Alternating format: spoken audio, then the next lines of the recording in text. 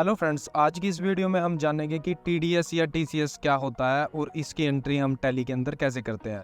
देखिए, टीडीएस और टीसीएस जो है वो अलग अलग टैक्स होता है जो हमें गवर्नमेंट को पे करना होता है। सबसे पहले यहाँ पे हम बात कर लेते हैं टीडीएस की। टीडीएस क्या होता है? तो टीडीएस की फुल फॉर्म है टैक्स डिडक्टेड एट सोर्स। जब भी किसी व्यक्ति को कोई इनकम होती है जो कि टैक्सेबल होती है, उसमें से टैक्स काट कर उसको बाकी रकम पे कर दी जाती है। जो रकम काटी जाती है उसी को टीडीएस बोला जाता है। कोई भी कंपनी, चाहे वो प्राइवेट हो या सरकारी हो, जब भी किसी का टीडीएस काटती है तो उसे सरकार के पास इसको जमा कराना होता है।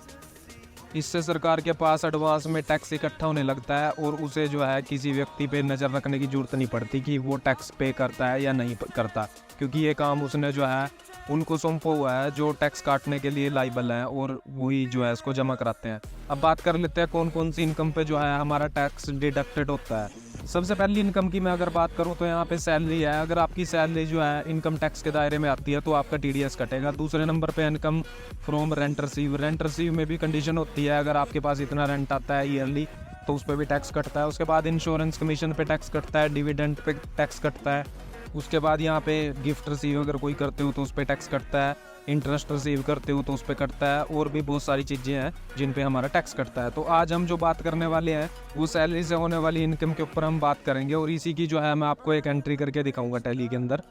सबसे पहले जान लेते हैं सैलरी इनकम होती क्या है और उस पर कैसे टीडीएस कटता है। टीडीएस किसी व्यक्ति के वेतन से उसके खाते में जमा राशि होने से पहले काटा गया टैक्स है और यह कटौती नियोक्ता द्वारा हर महीने की जाती है। आप टीडीएस रिफंड का दावा कर सकते हैं यदि एकत्रित किया गया टीडीएस आपके द्वारा सरकार को देय राशि से अधिक है। यहाँ पे ये मतलब है इसका कि जब भी हम किसी को सैलरी पे करेंगे तो उसमें से हम टीडीएस काट के उस बंदे को सैलरी पे करेंगे और मंथली उसका जो है टीडीएस कटेगा, उसके बाद ही उसकी पेमेंट होगी। तो इसको हम जो है एक एग्जांपल से समझ लेते हैं ताकि आपको जो है ज़्यादा अच्छे से समझ आ सके। यहाँ पे मैं एक एग्जांपल ले लेता हूँ। मान लेते हैं हमारे पास एक एम्प्लॉई है, हमारी एमएनसी कंपनी है और उसमें एक एम्प्लॉई है जिसकी सालाना इनकम जो है वो 7,80,000 रुपये है। तो 7,80,000 रुपये पे जो है हमने टीडीएस काटना है। अब टीडीएस का कितने परसेंट काटना है? वो 10% काटना है। आपको जैसे कि पता ही है टीडीएस जो है हर महीने कटता है। तो यहाँ पे मैं क्या करता हूँ, 7,80,000 को 12 से डिवाइड करता हूँ। 12 से डिवाइड करने पे जो है मेरे पास सामने आता है 65,000 रुपये पर मंथ। मतलब कि 65,000 रुपये पर मंथ हम इसको सैलरी पे कर रहे हैं। अब 65,000 रुपये पे 10% जो है वो 6500 रुपये टीडीएस बनता है।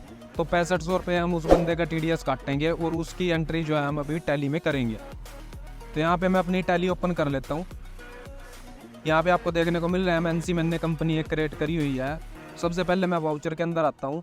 यहाँ से आपने जर्नल वाउचर सेलेक्ट कर लेना है। मैंने जो है पहले से ही जर्नल वाउचर यहाँ पे सेलेक्ट किया हुआ है, तो आपने जो है जर्नल वाउचर सेलेक्ट कर लेना है।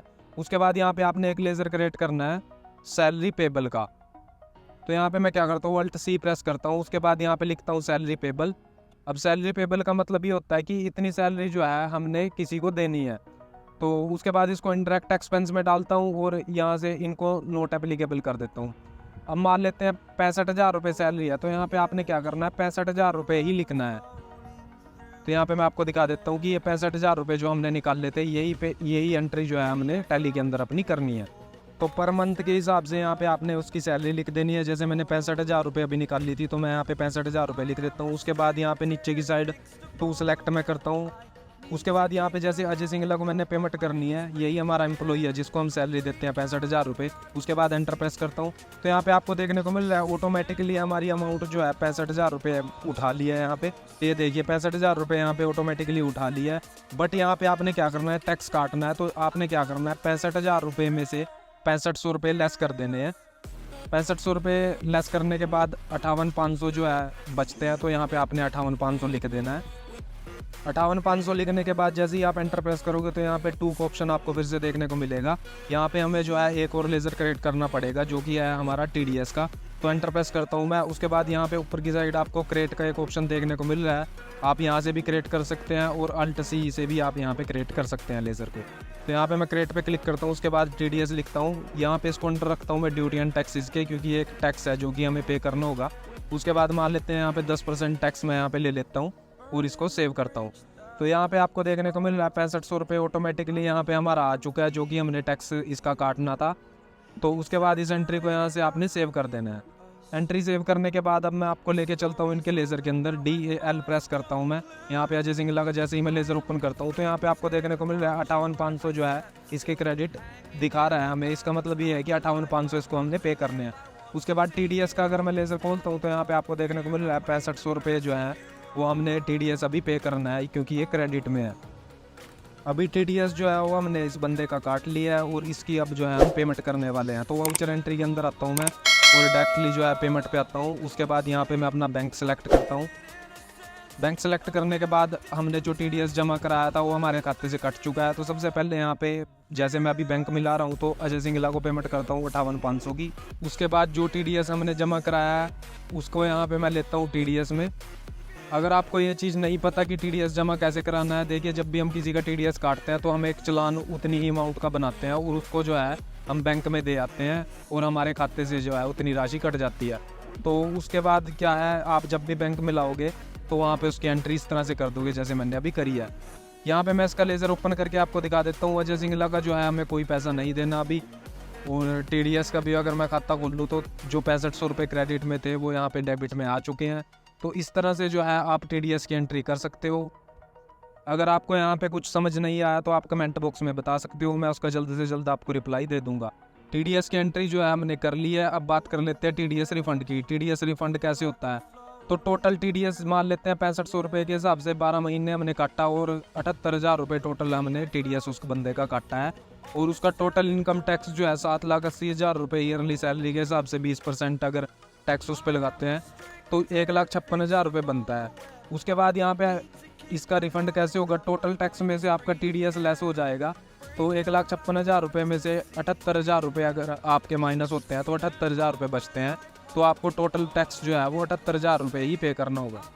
अगर मान लेते हैं आपका टैक्स जो है वो टोटल 70,000 रुपये बनता है और 78,000 रुपये आपने TDS पे किया हुआ है तो 8,000 रुपये जो है आपको रिफंड मिल जाएंगे, वो आपके बैंक खाते में आ जाएंगे ऑटोमेटिकली। होपफुली आपको TDS अच्छे से समझ आ चुका होगा। अब बात कर लेते हैं हम TCS की।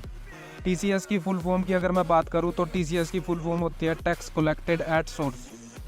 देखिए जब भी कोई सेलर जो है 50 लाख रुपए से ऊपर की पेमेंट रिसीव करता है एक साल के अंदर और उसका जो लेन देन है एक साल के अंदर 10 करोड़ रुपए से ज़्यादा का होता है तो उसे कंपलसरी होता है TCS काटना और उसको सरकार के पास जमा कराना। यहाँ पे हम एक एग्जांपल ले लेते हैं।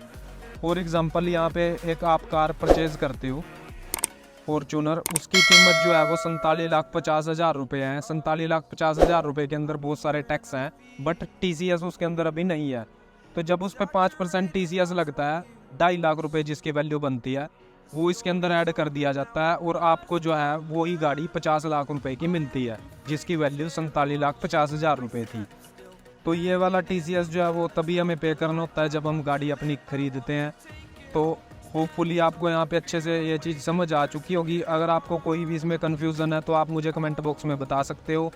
जैसे TDS की एंट्री होती है सेम ऐसे ही TCS की एंट्री आप जो है टैली में कर सकते हो और इसको भी जो है हमें गवर्नमेंट को पे करना होता है। TCS और TDS जो है वो अलग अलग टैक्स होते हैं और अलग अलग टर्म एंड कंडीशन के हिसाब से अप्लाई होते हैं। जैसे TDS का रिफ़ंड मिलता है ऐसे ही आपको जो है TCS का भी रिफ़ंड मिल जाता है। ये आपको एक फॉर्म आता है 26AS, वहाँ पे आपको जो है आपका TDS या TCS जो भी आपने काटा है या फिर आपका कटा है तो वहाँ से आप उस डॉक्यूमेंट को डाउनलोड करके अपना TDS या TCS चेक कर सकते हो, जो कि आपको इनकम टैक्स पोर्टल पे देखने को मिल जाएगा। अगर वीडियो आपको अच्छी लगी है तो आप इसे लाइक कर सकते हैं, दोस्तों के साथ शेयर कर सकते हैं और अगर आप चैनल पर नए हो तो सब्सक्राइब भी कर सकते हैं।